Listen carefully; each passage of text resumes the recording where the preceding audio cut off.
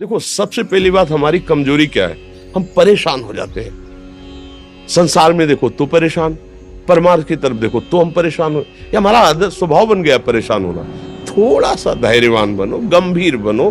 कोई भारी से भारी विपत्ति में परेशानी स्वीकार करके विपत्ति से थोड़ी निकला जाता। सुलझो, ठीक है, विपत्ति आई, समस्या आई, इसका समाधान होगा। ऐसा थोड़ी कि हमें नष्ट कर देगी। अगर अभी हमारी बड़ी हानि हो जाती है, हम कल इससे बड़ा लाभ प्राप्त कर सकते हैं। हमको एकदम बिल्कुल गंभीर रहना है, इतने कमजोर नहीं बन जाना। अब वो गए तो क्या होगा, अब वो वस्तु गई तो क्या, पद गया तो क्या होगा। प्रयास किया था, ये पद मिला था, इससे बड़ा पद प्राप्त करूंगा, मैं इससे बड़ा महान बनूंगा। ठीक है, एक बार गिर गया, गलती हो गई, दंड भोगूंगा, फिर इससे ज्यादा संयम में रहूंगा। बिल्कुल मतलब एकदम फ्रेश दिमाग रखना चाहिए। और अपने लोग क्या है, जरा सी बात में एकदम पछड़ा कर लेते हैं, एकदम कमजोर हो जाते हैं। ये बिल्कुल ठीक नहीं है। हम जीवन भर की यात्रा की बात कह रहे हैं, भारी से भारी कष्ट में भी मुस्कुराना, तो हमें बल मिला है, हमें भगवान की कृपा का दर्शन हुआ है, हमें उनका दुलार दिखाई दिया है।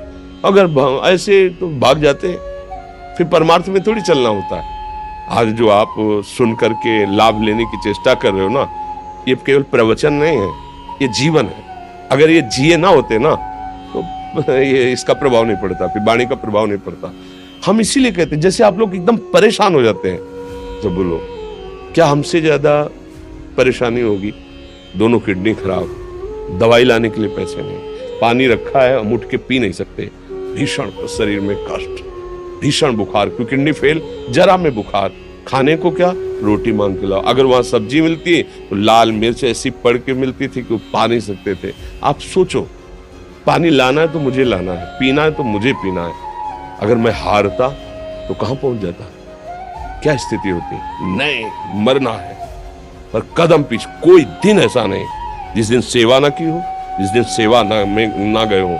गुरु जी की सेवा में जाना है, पहले अपने को स्वस्थ साबित करना है, नहीं वो सेवा ही नहीं लेंगे। तुम बीमार हो, तुम कष्ट में, वैसे उनकी दृष्टि बड़े शांत है, उनकी सेवा की, आके लेट गए।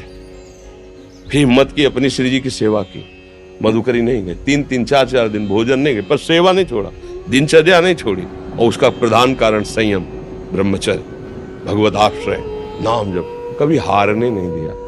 अभी भी थोड़ी देर बाद डायलिसिस शुरू होगा, हारने, आपको हारे हुए नजर आ रहे हैं। शरीर में पीड़ा है, किडनी फेल है, ऐसा थोड़ा स्वस्थ बैठे हैं, पीड़ा है, बार बार प्यास लगती है, थोड़ा थोड़ा पानी मिलता है, लेकिन हम आनंदित हैं, हम प्रसन्न हैं।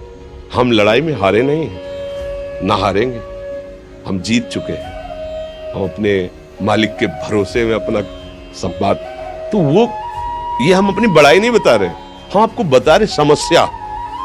सोचो, तुम्हारे पास तो माँ है, भाई है, बहन है, परिवार है, कोई ना कोई तो है ना। मेरा किसी ने कभी जीवन में ध्यान भी नहीं दिया, क्यों? बचपन से बाबा जी बन गए, किसी से प्यार नहीं, किसी से संबंध नहीं, कोई जानकारी नहीं, हम कहाँ हैं, वो कहाँ, किसी से कोई मतलब नहीं। अच्छा, जवान साधु कौन श्रद्धा करे, कभी गांव जाने की हिम्मत नहीं पड़ती कि रोटी मांग ले। पता नहीं लोग क्या सोचेंगे, क्या भावना कर ले। हम दरवाजे पे खड़े हैं, क्या कैसी भाव, जो हमारे सामने आकाश वृत्ति से आया यौवन अवस्था में, वही पाया है, अन्यथा भूखे रह गए। जब हम हर समय अपने को विवेक के द्वारा सावधान रखे, तो हम कभी निराश नहीं हुए, कभी उदास नहीं हुए, कभी ऐसा नहीं लगा कि यार हम दुखी, कभी नहीं लगा। उसी का फल है कि उस सुख का संकेत मिल गया जहां दुख की निशानी भी नहीं है, वही उसी के बच्चे हो। हम सब उसी धातु से बने हुए हैं। हम इतना क्यों परेशान हो जाते हैं? हम ये देखते हैं अपने लोग, थोड़ी बात बिगड़ गई परेशान, नहीं बिगड़ी तो बिगड़ जाने की संभावना में परेशान है। आज सुख है, लेकिन कल सुख छिन जाएगा, तो हम आज के सुख में सुखी ना होकर कल के दुख की आने की संभावना में हम भयभीत हो। मतलब क्या हमारी सोच रह गई?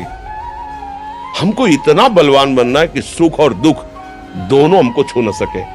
भारी से भारी सुख की व्यवस्था है तो अहंकार नहीं, हर्षित होकर किसी का अपमान न करे कि हम धनी, हम पदाधिकारी, अमुक। भारी से भारी दुख आया तो हमें किसी के सहयोग की जरूरत नहीं, हम फिर अपने कदम बढ़ाएंगे, हम फिर जुड़ी हुई अपनी भावनाओं को सजाएंगे। मस्त जीवन एकदम, तुम अविनाशी के बच्चे हो। शेर का बच्चा भेड़ों के बीच में फंसकर म्यों म्यों बोल रहा है, बस अगर दहाड़ना सीख जाए तो कोई भी उसे परास्त नहीं कर सकता। ऐसे भगवद अंश, तू प्रपंच में फंसकर अपने को इतना दीन क्यों देख रहा है? तू ऐसा है कि भगवान के दिव्यास्त्र में भी ताकत नहीं तेरे को मार सके। तू अविनाशी का अविनाशी बच्चा है, विनाशी भोगों को, विनाशी शरीर को मैं मान के इतना भयभीत, इतना दुख ठीक नहीं। ये सबके लिए, केवल एक के लिए आप समझो। आप लोग सोचते हैं हम गृहस्थ होकर भला ऐसी स्थिति कैसे? जनक जी सुखदेव जी के गुरु हैं और राजा हैं, महल है, रानियां हैं, नौकर है, चाकर। क्या सुखदेव जी जिनके शरीर में लंगोटी भी नहीं है, दिगंबर, परमहंस, परमहंस के गुरु है जनक जी जो राजा हैं। समझो आप ऐसा ना सोचे कि अब नौकरी कर रहे हैं, हम संसार में, हम गृहस्थ हैं, हम आध्यात्मिक की ऊंचाई पर नहीं चढ़ सकते। नहीं, आप एक सरकारी नौकरी या आप किसानी या व्यापार करते हुए आप एक अध्यात्म की ऊंचाई में चढ़ सकते हैं। और अध्यात्म ही है जो तुम्हें इस माया के दुख सुख से ऊपर उठा सकता है। दूसरा, चाहे जितनी संपत्ति आ जाए, आप सुखी नहीं हो सकते। सब देख लो, आंख खोल के देख लो, अध्यात्म ही है जो तुम्हें हर कष्ट सहकर मुस्कुराकर जीने का रास्ता बता देगा कि आप आनंदित हो जाओगे। कुछ नहीं बिगड़ा, अध्यात्म है तो कुछ नहीं बिगड़ा, अध्यात्म नहीं है तो कुछ नहीं बना, कुछ हाथ नहीं लगने वाला।